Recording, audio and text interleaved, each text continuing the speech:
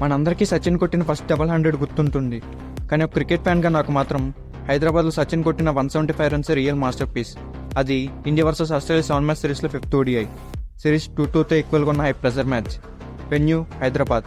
ముందుగా బ్యాటింగ్ చేసిన Australia 350 runs కొట్టింది. 36 ఇయర్స్ ఏజ్లో సచిన్ మొత్తం 50 ఓవర్స్ ఫీల్డ్ మీద ఉన్నాడు. గ్రౌండ్ అంతా తిరుగుతూ ఫీల్డింగ్ చేసి మళ్ళీ వెంటనే బ్యాటింగ్ వచ్చాడు. ఇండియా టార్గెట్ 351, కానీ స్టార్ట్లోనే టాప్ ఆర్డర్ కొలాప్స్.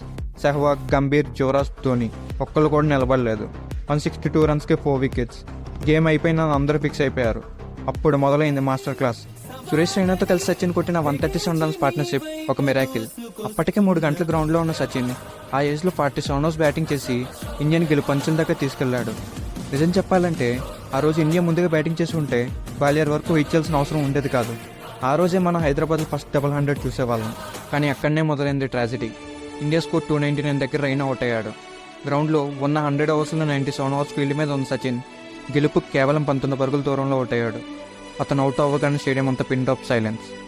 చేతిలో 3 వికెట్లు, కావాల్సింది 19 runs from 17 balls.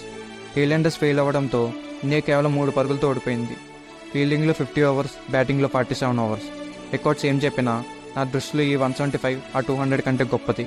Because he was not just scoring runs, he was a 36-year-old warrior carrying a billion hopes alone till his last breath.